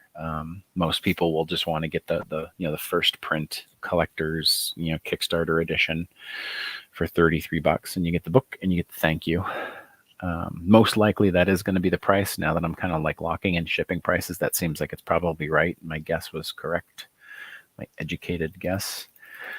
The next one is $45. That's a signed book 1 and 3 AUD dice of your choice. So you can get 3 Lacuna, 3 Trinity, or 3 Locky. I don't think I'm going to be able to mix like 1, 1, and 1. I think that's going to be too difficult to manage. $55, you get a complete set of all 9 dice. So 333. And then below that, $80, you get the hour-long video chat. I think the last Kickstarter I had 3 or 4 people do that. The first Kickstarter, I think I had 2 or 3 people. So that's cool. I did 9 just because AUD has a bigger audience. I don't expect those to sell out. I think I'll probably just sell 3 or 4 like last time. But those are really fun because I think last time I said it was 45 minutes and they all ran like an hour or more, I think. And they're just fun. It's just like us bullshitting. So 109 is like the first big one, quote unquote, and you get books 1 to 4 of AUD in hardcover. And the new covers, new insides, new everything. 1 to 4, that's half of the core set. At 133, you get a custom set of the AUD dice, which is I make 9 dice just for you, any way you want them within my capabilities. So just for you, 133. 175 is the game that we were just talking about, and that comes with more than just the game. So you get the hardcover, you get the bookmark, you get the sticker, you get the thank you, and you get 3 dice made specifically for that game. 199 is the complete set of hardcover, so that's books 1 to 8 in hardcover. You get the bookmark, the sticker, and the thank you. That'll probably be the number 2. So I think it'll be a lot of people at the 33 and 45 level, and then a lot of people at the 199 level. 250, you get the hardcovers and the dice. I joke and call it the 8 plus 9. You get 8 books and 9 dice. And that's 3 Trinity, 3 Locky, 3 Lacuna dice. 250 is my pro writing consultation. So you get 3 hours of professional time with me online, Zoom, Skype, whatever. Limited to 3 of 3. I did those for both of the previous Kickstarters, and I think one sold on the second one, but the person was like a friend, and they just bought it because they wanted to put 250 into the project, which is really awesome. And then they like hung out with me, so whatever. 250 AUD in paperback to date. So that's everything. That'll be all 14 core books and all 7 Tales books in paperback. So no hardcovers, just the old school paperbacks. And I wanted to offer that because I thought it would be cool, because there are a lot of people out there that are like, I don't have the paper books, I just have the ebooks. And this would give them the ability to literally just like buy everything. So they may not care about the hardcovers, but they at least have the option to just literally just have everything up to date. 333 Ultra Mucka hardcover and paperback set. So you get the 8 hardcovers of books 1 to 8, and then you get all 7 Tales books in paperback. I don't have hardcovers of those. So it's 15 total books, and then you get the bookmarks, the sticker, the thank you, all that jazz. So that's basically it's all of the books in the series and as many in hardcover as is possible. So I guess that would be like the premiere set, I guess. 375, you get all 8 hardcovers plus 9 custom dice made by me. So the books are 200 or so, and then the dice are like 150 or so, because it takes me a long time to make a special set just for you. And also part of the deal of getting the custom dice is I don't make them for anyone else. So whatever you decide, like that'll be the only time it gets made. And because I'm the person who owns the masters for these dice, no one else can make them. The only place you can get them is me. You won't be able to go into a store. And then the highest level is the $1,003, which is the custom short story. So I did this one for the last Diggory, and it sold in like literally the first 20 seconds. And it was bought by Chris Fagan, who appears in the story as a character. And he's a buddy of mine, and he bought an AUD short story, which shows up in AUD 14, and it's called Tactical Septic Tank. And he pitched me the idea, and I loved it, and it turned into way more than a short story. It's like novella length, and it actually appears in the book. He wanted people to be able to read it, and it fit perfectly in the next book. Come back to me. So basically with this one, I'm doing 3 instead of 1. So whoever of the 3 buys it at the $1,000, you'll each get your own story written just for you, but then they'll be compiled into like a collection with all of those unique stories. And that book will be sent to just the 3 people who bought it. And each person will get 5 copies and then a proof copy. So you can see like the in process kind of editing copy. And if you get the $1,000 level, you also get a complete set of the hardcovers and then all the little bits of swag. So that one's the highest level. Tactical. Yeah, it's a really fun story. The other stuff to note for like what level to back at is the stretch goals way down here. So stretch goals, little kit notice. And basically stretch goals, if you haven't used Kickstarter before, stretch goals are like, what happens if we go over the funding goal? Like what happens if we wind up raising a lot of extra money? And it's just sort of a way to like sweeten the pot for the people who have already put their money in. So, the early bidders get us to the funding goal, and then the people who come in late, like make it better for the people who came in early, because the higher it goes, more stuff winds up showing up. So at 7,500, every physical level gets a bookmark. At 8,250, every physical level gets the Mr. Journal sticker. At 9,000, I start donating books to libraries. At 10,000, everybody gets a free 3D printable file of the heavy rescue truck, which will be really fun. You'll be able to like make your own and then paint it and then send me pictures and stuff. 12,000, I'll make posters of Dark Recollections new cover. And at 15,000, whoop, right by it, fat fingers. 15,000, I will make Adrian Ring challenge coins. So that's that for that. The challenge coins are, I had the coins of the 12. So if you've read, about to knock over my stand.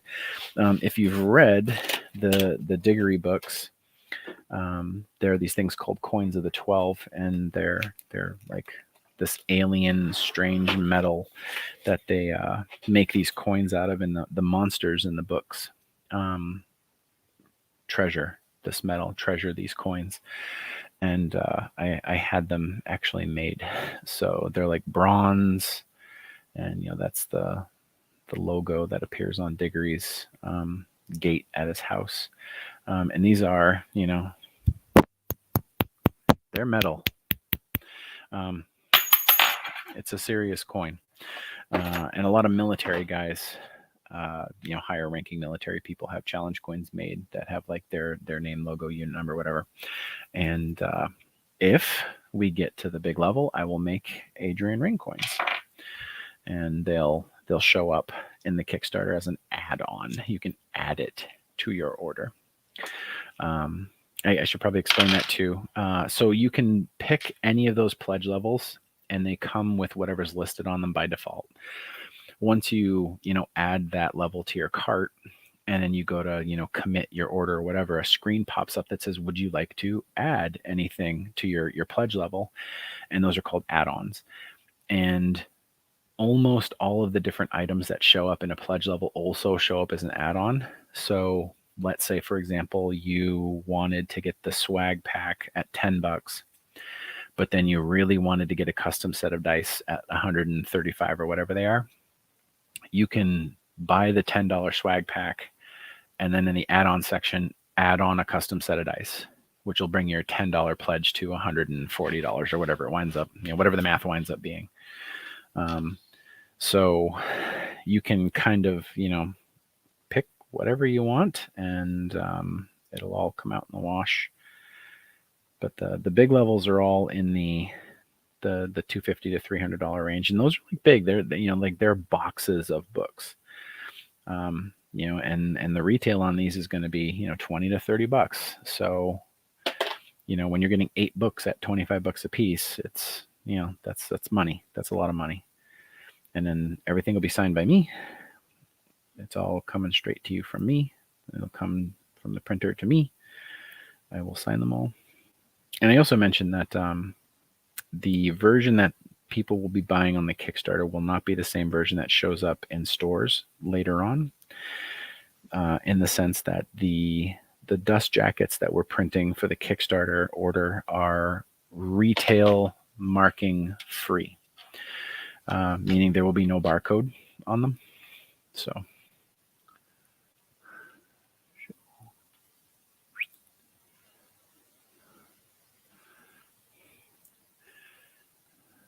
take care, Raz. Appreciate it. Hope I'm not boring everybody with the Kickstarter talk, but thank you for asking the question, Renee. And as far as the launch day goes, we're still looking at the end of the month. The only thing that I'm really waiting on is just absolutely locking in a shipping price from the printer. They have an automated freight quoting system, but it does not work right. So like I ran the number through a couple of different times, and I got different shipping prices at all different times. Like I literally like ran the quote 3 times, and I didn't mean to show that. And I like reached out to them. I was like, hey, so if I do this, I need to know if it's going to cost me this much to get a book to me or this much to get a book to me, because that's a widely different price. And like, I expect it to cost a few bucks to ship a book to me, right? But if it's going to cost me $8 a book, then all of a sudden I'm not the Kickstarter's not going to raise any funds. It's just going to pay for shipping. And what's the point at that point? But I'm sure it's not going to cost the high amount. I'm sure I'll get a much better price on it. But until I get something set in stone in paperwork. But once I have that, and once I have the Halligan dice all sorted out, which will probably be this weekend, and I get a few more pictures taken of some stuff to go on the Kickstarter, just so it's all gussied up and pretty, I'll be able to set a firm date. My guess is it's probably going to be like April 30th or so, or I might wait until March 1st just to like push it into the next month. We'll see. Before first edition, yeah. It's like the Kickstarter exclusive. So the copies that I'll get in from the Kickstarter won't have the retail markings on it. They'll just be like, clean and smooth on the back with no barcode, no MSRP. And they'll be signed by me.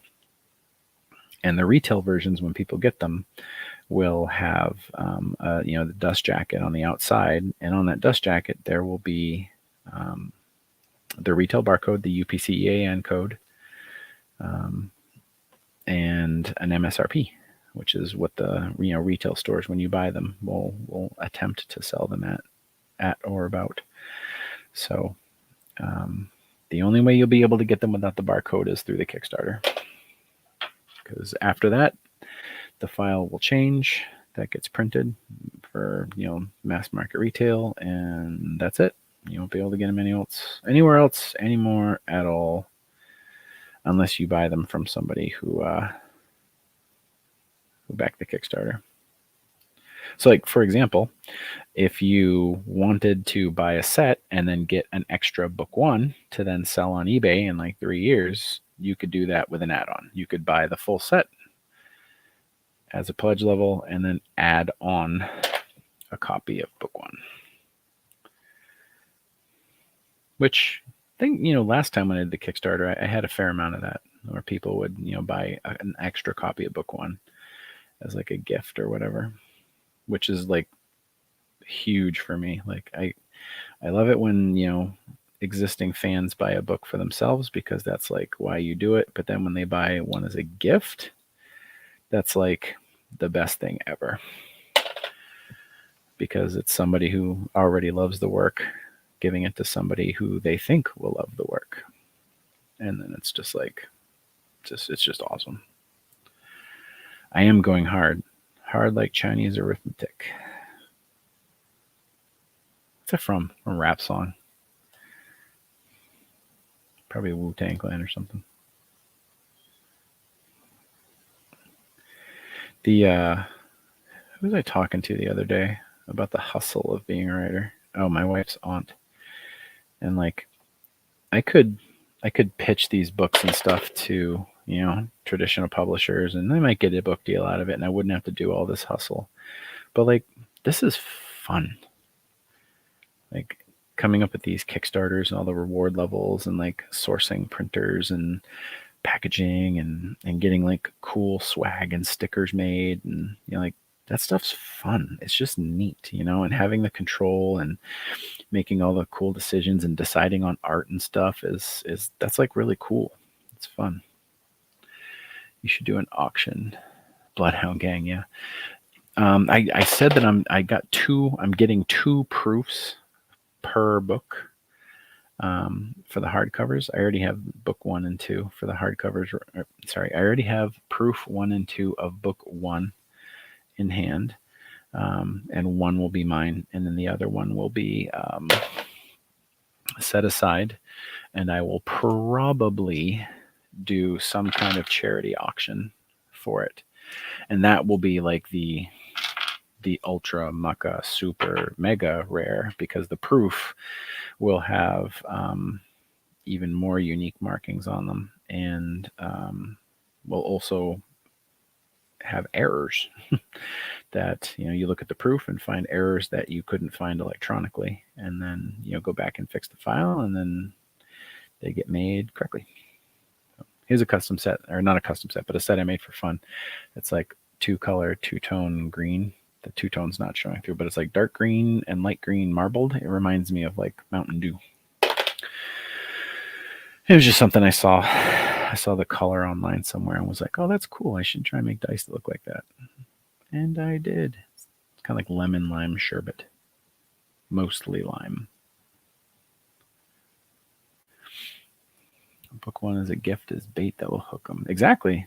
That's what I'm talking about, right? Can you give away a book 1 and you're like, hey, I really like this book, and they give it a shot, and then they like it, and the next thing you know, I have another person in the family.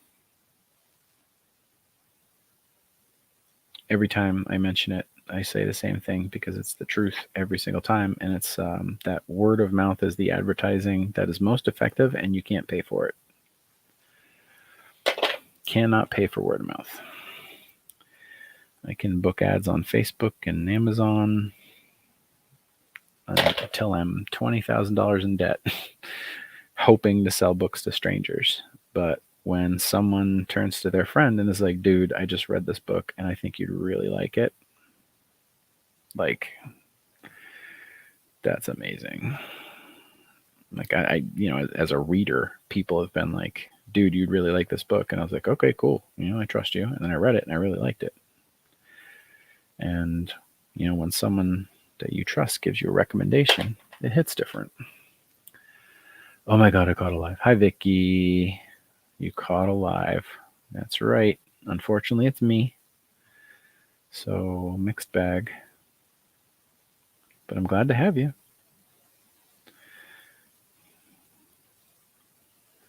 Anybody got any other questions about stuff? Anything? Any of my other series? I feel like we talk about AUD 90% of the time, which is normal.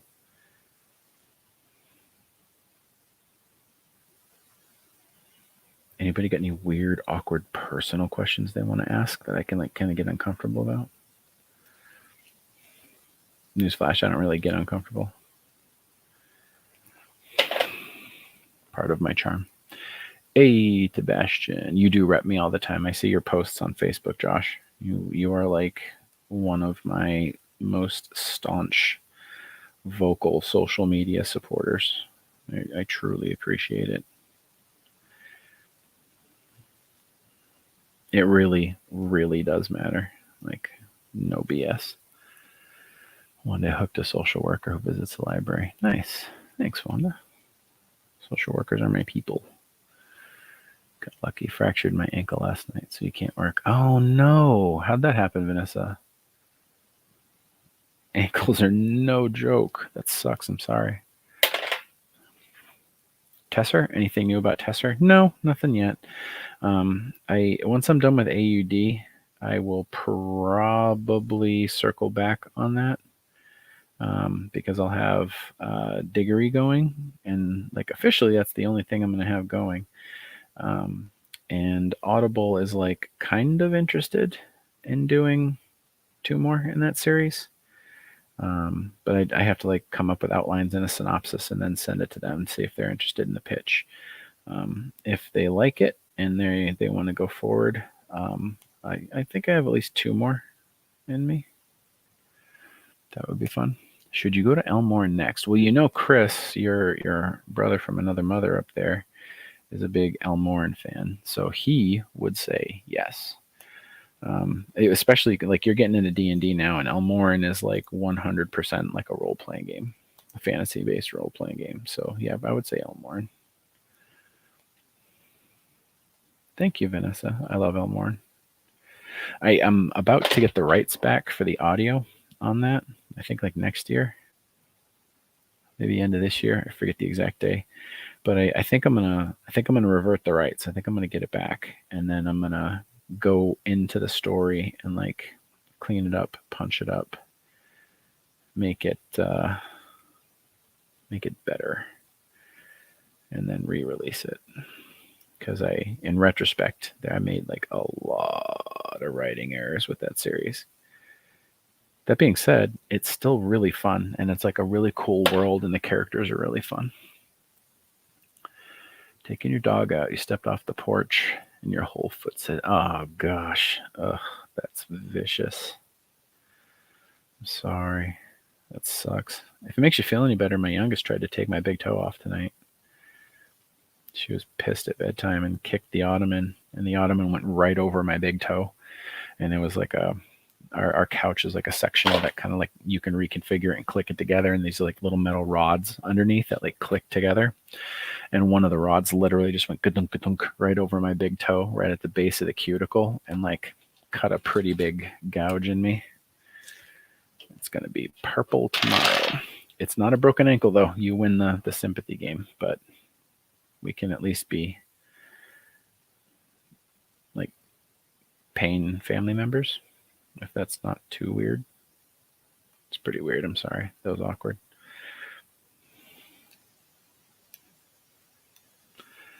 Toe pusher. Yeah, I'm not pushing anything with this toe. So are you going to kill off Danielle next? Danielle.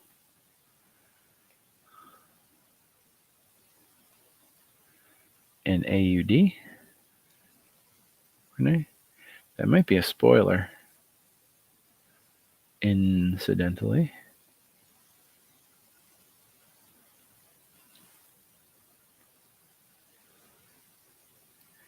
So Renee is talking about a character that is in book 14 that if you're a member of my Patreon, book 14 is up almost in its entirety. And actually, it might be all up by now. I haven't looked at Patreon this week. And Daniela is a character that appears in the book. And am I going to kill her? Maybe. Maybe. I hope not. I like her. I read the first Diggory book, but not the second one. The second one's a lot of fun. I like the second one a lot. Cool thing about the Diggory story is it's like a whodunit. It's like a mystery unfolding, so it's different than some of my other books. And I like the idea that like with every book, a little bit more of the curtain gets pulled away on for the wizard. So I get to kind of build this mystery in this world with every release. I did a little bit of that with AUD, but it's way more subtle. Like very tiny little hints in books 1 and 2 about what was coming in book 3 and beyond. So most people didn't get a third of the references. A third. To the big storyline plot twist of AUD.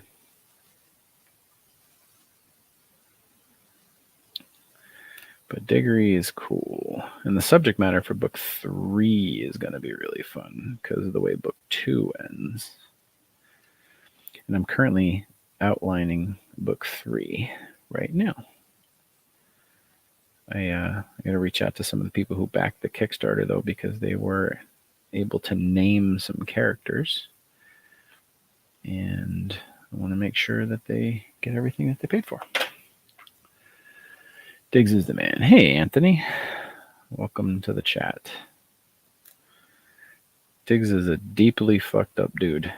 He's a hot mess in many ways, but he's still like a good dude. Like he means well. He's a good person. He wants to take care of people. He's trying to deal with all the bullshit that his family has kind of foisted on him. It turns out that's quite a bit of shit. Plus, he's like trying to sort out his like relationships. He's kind of got this crush on this girl. And how many hours do I work in a day? So right now, I drop the girls off at school at about 8:15. Usually home by like 8:45 or so. I try to go to like the post office and like drop off all my shit to mail out in the morning before I come back. And then I work from, let's say, 9 o'clock to about 3. So I actually get to sit down and work for about 6 hours on a given day. And then like stuff like this is also technically considered work because, effectively this is like marketing and it's, fan outreach or whatever the fuck you want to call it. So this is technically like work time, but it's mostly just fun hanging out and doing stuff. So, and I do try to do one of these like every week lately.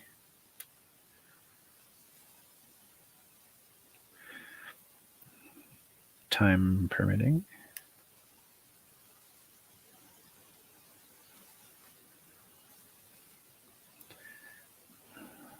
So this die has got a little bit more flash than usual. So this one will need some more like sanding and polishing.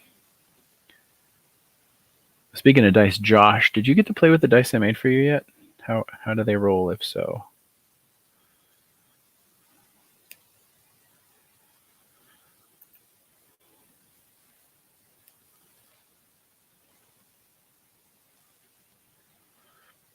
I've been told my dice roll well.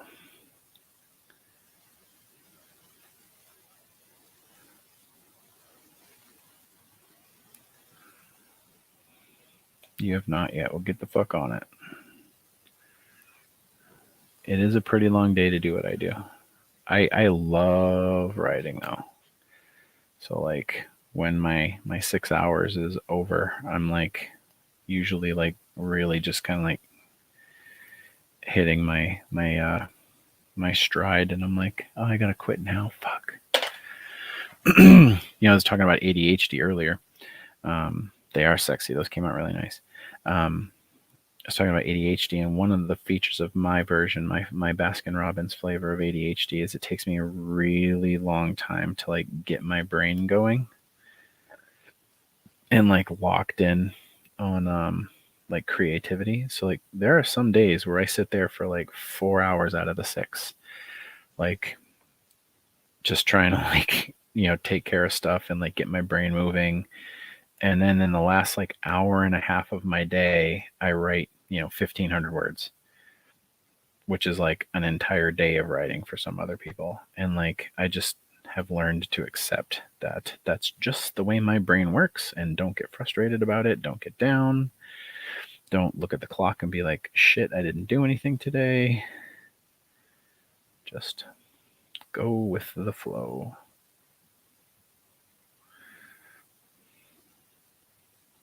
And since I was more forgiving to myself with that stuff, I've been a lot happier. Yeah, that's how I read too. Every night, like laying in bed, like, all right, it's 10:30. I'm gonna read for like 20 minutes and then go to sleep. Read a little bit, look over. Fuck, it's 1. Shit. Oh, I should also add that I sit down to work at let's say 9 or so, but I actually wake up at 5:30, and I come down here into the mad scientist lab, and I package up any orders that I got the night prior, and kind of like deal with that kind of stuff in the hour before the kids wake up and get ready to go to school, because my wife winds up working here in the office area most of the day, and I don't have access to like all of my shelving and all of my books and shipping materials while she's working, because she's a therapist, and HIPAA and whatnot, and the basement's locked and I can't get in here. So I try to do all that stuff in the hours before everybody wakes up. That way when the kids wake up, I can just jump in and help them get ready and deal with the inevitable blowouts of them realizing they're awake. Why my 5-year-old chooses rage as her default setting in the morning, I don't know.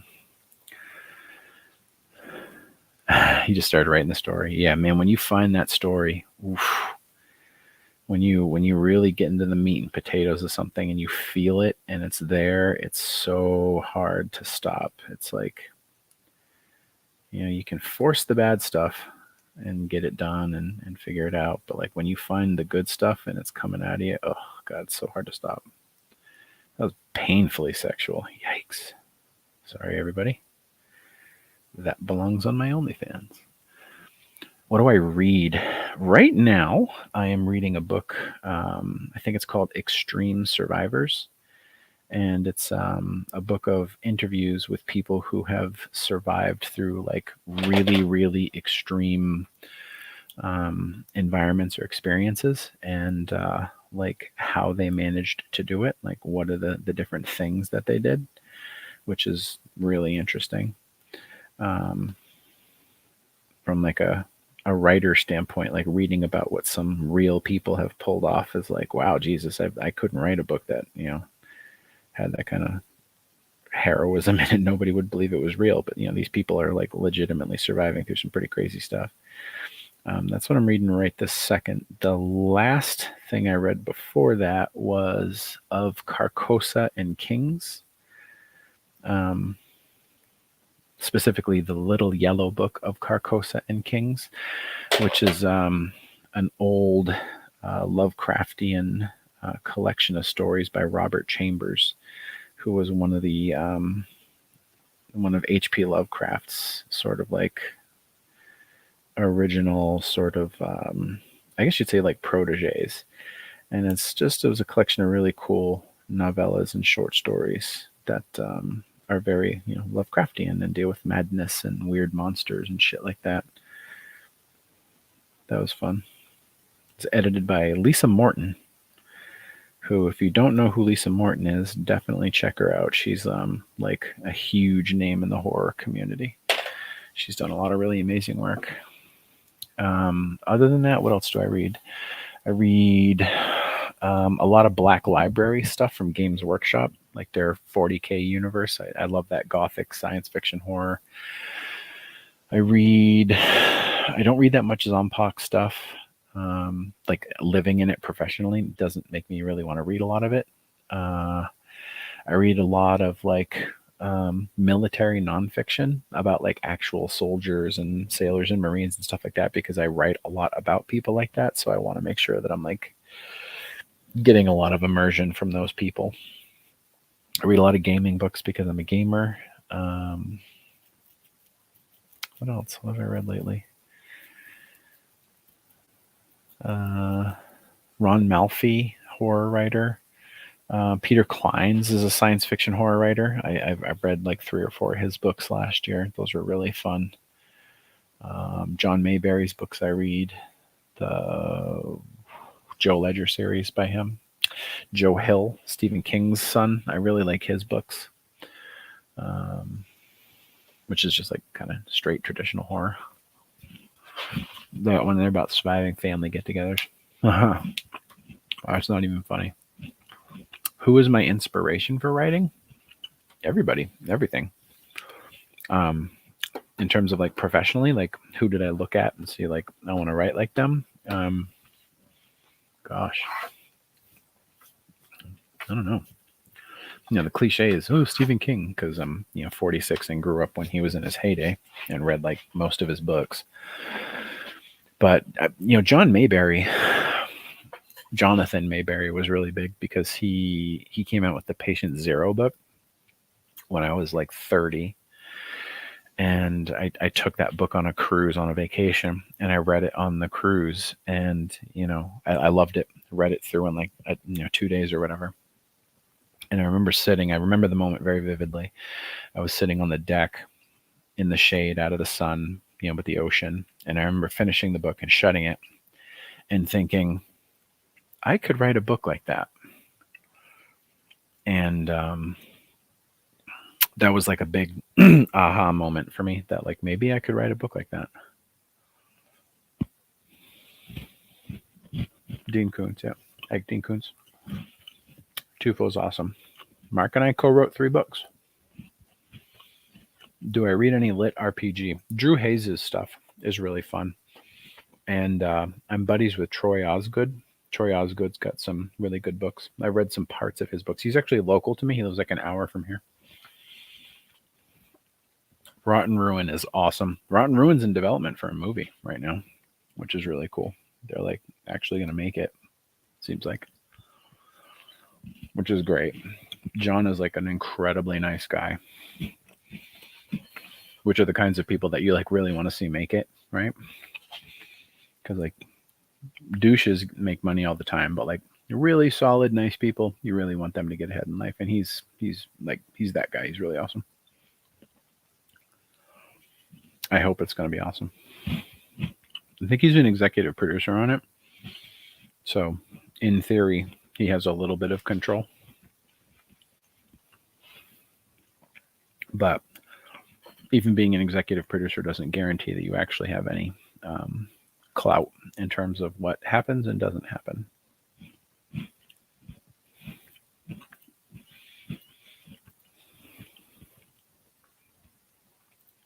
Let's see. I read a ton of comic books. Comics have always been a big thing for me, going back to when I was a little kid. And I love the storytelling. I love the mixture of imagery with story. And it's kind of like mini movies, right? Because you can see it visually play out, and you get the added aspect of visually seeing the scene play out, not just as it's written. So I love comics. Not just the superhero ones too. I actually think my preference is the like the non-superhero comic books. I read a good chunk of the horror comic books too. Hope it was more like the books than World War Z was. Yeah, World War Z, the movie, was not the books. It was not the book at all. That being said, I actually really liked the movie. I thought the World War Z movie was actually pretty good. As long as I said that it wasn't trying to be the book. Because it just wasn't. It was set in the World War Z universe. It was like inspired by, but it was not the books. Who is your favorite comic book hero? If you could only pick one, probably Moon Knight. Probably Moon Knight. If I had to argue anybody else with that, it would be Doctor Strange. Doctor Strange was a big one for me as a kid. Fun story. When I really started to like have a career as a writer, and I was like traveling to conventions and stuff, and like I was like, making quote unquote good money, and I wanted to splurge on myself. The first really big splurge I did was I bought Doctor Strange #1. I was at a convention. There was a booth right down the way that had it, and they had the guy running the booth was actually a fan of my work, and I saw it on the shelf in his booth and was like, what do you want for that? And he's like, I think he wanted like $150 for it at the time or something like that. And he was like, well, tell you what, I need AUD, 7 and 8, and trade me that, and I'll charge you like $75.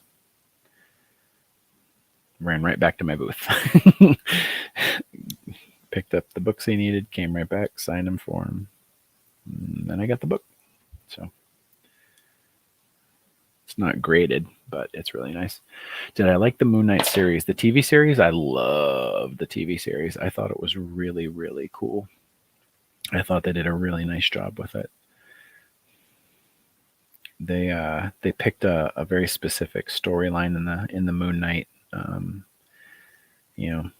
The plethora of Moon Knight storylines. They picked one, but it happened to be a comic book run, like a storyline run that I thought was really cool when it came out as a comic book. So when I found that they were doing it as a TV show, I was like, oh, awesome. I really like that storyline.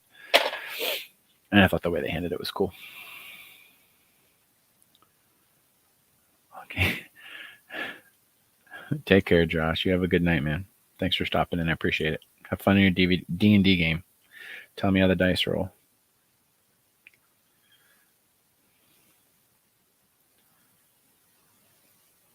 Yeah, probably Moon Knight. But again, I'm 46, and in the 90s, comic books were, massive. They were everywhere, and they were so overprinted, and it was like the highlights of like the X-Men era, and Batman was there, and Dark Horse Comics was blowing up as a publisher, giving DC and Marvel a run for its money. So I was there when Image Comics was founded, and Spawn came out, and Savage Dragon, and so I like all the stuff that everyone else from that era likes, because that's what everyone had. Like all the old Jim Lee Spider-Man and X-Men covers. I own half of those, and now they're like rare and hard to find and awesome, and I'm like, those are just the fucking comics I read when I was 15, and because I'm neurotic about my collections, I still have them. Currently up in the attic. But yeah, I've always loved comics. Like to read a lot of them.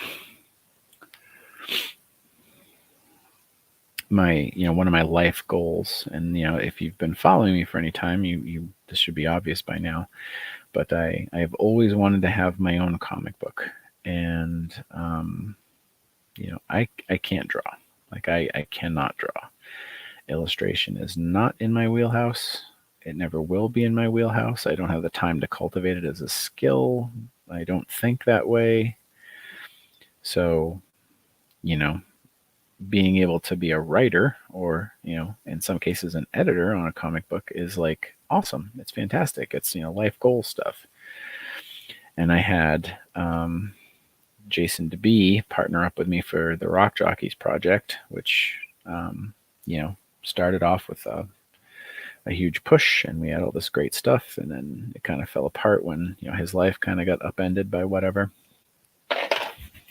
Nothing bad, just life stuff going on, and that's shelved, and he does some work on it here and there, but it'll never see the light of day because he's just he's too spread thin with his commission work and whatnot. And then Jason Casey, another artist friend of mine, and I launched Latchkey Comics, and we came up with a flagship series, and I wrote the first 2 comics for it, and the plan was for him to illustrate it, but then he just couldn't find the mojo for it, and then we outsourced an illustrator, brought him on board, and then the dude just never delivered. He missed all of his deadlines, and sent us blues, the sketches or whatever on the first 3 or 4 pages, but very obviously wasn't going to do anything in a timely fashion. And then we parted ways with him, sadly but amicably. And my Jason, again, couldn't find the mojo for it. And then we tried to find a couple of other artists and just were never able to find a good fit. And so we still have those comics written, still would like to put them out. Latchkey Comics is still a living entity, but neither of us have really pushed for it. We'll see. You're still at it. Dedicated. I am. I'm not done. I don't stop things until I'm done, if I can. I still got 8 dice to trim. And then I'll probably go to bed because it's after 11 and I got to wake up at 5:30. Anyway, my sincere hope is that one day I will find a way to get a high quality comic book made or get hired by a reputable comic book company. But we'll see. I'm not banking my future success on it, and that would be like a fringe side project, which would be very fulfilling, but again, it's not what I'm known for. I have gone out of my way the last few years to kind of network with people who work in the comic book field, artists and editors and publishers and stuff like that, so I'm at least like on their radar. But it's tough. Everyone's got an idea. Everyone wants to get a comic made. And, success as a novelist does not always translate to success as a comic book writer. And, again, I'm not an artist. So, I'm pitching an idea and then hoping that an artist will take it and run. So, we shall see. In the meantime, making dice is fun. Writing books is fun.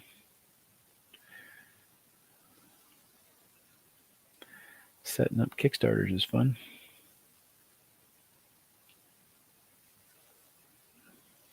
Speaking of which, Anthony, you should really think about doing yours. You're probably at a point where you could do it.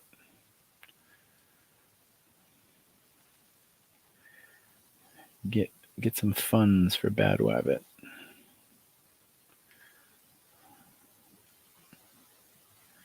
You got enough artwork completed and concept stuff in the bag that you could probably successfully fund, especially if you're only going for a few grand. Comic Kickstarters do rather well. And the art's good. Somewhere out there is an artist who lacks the ability to write his own story. There are many artists who can't write for shit. The trick is, though, is artists are fickle bitches, man. They are tough to work with.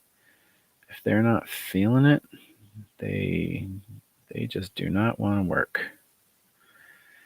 And I don't want to dig anybody, and I especially don't want my artist friends to think I'm digging them, because I love them. I care about them greatly. But artists are tough to fucking work with. They're tough. They're very, come see, come saw. They want to work on the things that they're passionate about, and when they lose that passion, they move on to the next thing. And it's like professional ADHD as opposed to personal. They're always just kind of bouncing around, and it's really tough to get them to commit to your vision. And I don't need to control them. I want them to have agency to make the art look like however they want, but I want them to commit, right? I don't want to spend 2-3 weeks writing a comic book script that I'm not going to get paid for. That I just spent 2 weeks working, and I'm never going to get paid for anything I did that week or that time. And then go through all the trouble of explaining stuff and coming up with concepts and do phone calls and blah blah blah blah blah, and then have them flake out 4 pages in. Because then what? I can't do anything with those 4 pages. I'm going to have another artist finish the book. Well, it's going to look different, right? It's not going to be homogenous. People are going to be like, who is this schmuck? So it's a challenge. Vanessa Samurai Ramos is an artist. Vanessa says, "Do you have a place where you have your dice like displayed or whatever that people can buy them from you, like you do with the books and such?" So in that Tier 1 Games dice group that I posted a link to earlier, I post pictures of all the sets that I make. That commissions I post just bragging to show off, and then the sets that I make for fun that don't have a home that they're going to, I just put up there and just sell them there. So you can just check out Tier 1 Dice on Facebook and check that out. I don't really want the dice thing to get too big because it's still a fun hobby. And if it becomes too much like a job, a lot of the joy in it will kind of fade away. Take care, Anthony. Good luck writing. Chase that muse. Doing the dice with a Kickstarter is fun, right? Because I'm like making exclusive dice and it's a relatively limited number, and like I get like really, really invested because it's usually a design that I came up with, and like that's cool because I probably won't make much more than like 100 sets, which is a lot for me, but like still, attainable. But if I like go big and push it and market it and turn it into a thing, like then I have to like build the infrastructure. Like I got to buy more molds, I got to buy more pressure pots, I got to buy, another pressure cooker, or not a pressure cooker, a compressor, and I need more space and yada yada yada. Right now it's a hobby, and I charge enough money for the dice to kind of perpetuate the hobby and pay for coffee and stuff like that. And I do it mostly in my spare time or while I'm like working and I'm dictating and stuff like that. So it it doesn't cost me a lot to do. So, but I like doing commissions for people. I like doing custom sets. When someone comes at me and is like, "Hey, can you do sparkly XYZ and this, that, and the other thing?" And that's really fun, and then you talk it over and you discuss and you come up with a plan, and then you figure out how to do that. And then you pour the dice, you mix it up, and you mix all the colors and stuff like that. And then you see what happens when it comes out, right? And sometimes it's like beautiful, right? Like you get this gorgeous, end product. And then sometimes it comes out and you're like, fuck, how'd that happen? Like I had this like really, really nice set of dice that I made that was supposed to be purple. They were supposed to have this like really pretty purple, and it was a new purple that I had never used before, and I love the color, and I put it in. And purple alcohol inks, which you use for resin, are renowned for not being color stable. They change, and I have 3 or 4 purples now that don't change. They're like consistent. They go in, they come out the same way. And I used a new purple, and I like didn't think that it might change. And I poured this gorgeous purple set with like all these different flakes, and it's just like really sparkly and beautiful. And the purple turned to this like amber brown when I pulled it. And they're nice. Like they came out pretty. They look good, but they're nothing like I was going for. And that's just like the way it works. Sometimes you put it in, and the next thing you know, it's not that.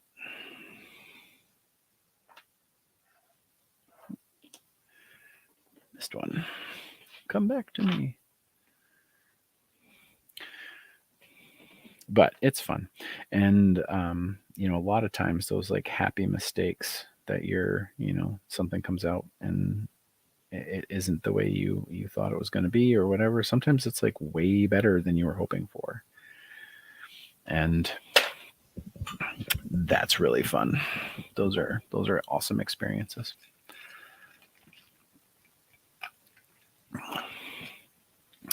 So this was fun. I got about 100 dice cleaned up, and we talked about some really cool stuff. And I am almost positive that when I post this later on, no one is going to sit through all 2 hours of this. So what I say right now doesn't matter. But I'll say it again, just to remind people, the pre-order for AUD 14 is up. Releases April 28th. I just got the files for the print book yesterday, and there were a couple of errors that needed to be fixed, and I'm waiting for the final files, which I should have tomorrow, from Alan for layout and stuff like that, which means I can get the proofs in a couple of days, and then I can greenlight the print to release probably a little bit before the 28th. That way people can order the print and then have it in hand by the release day.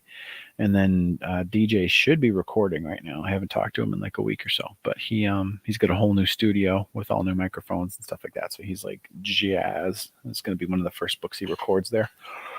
But I got to bounce an email off him too.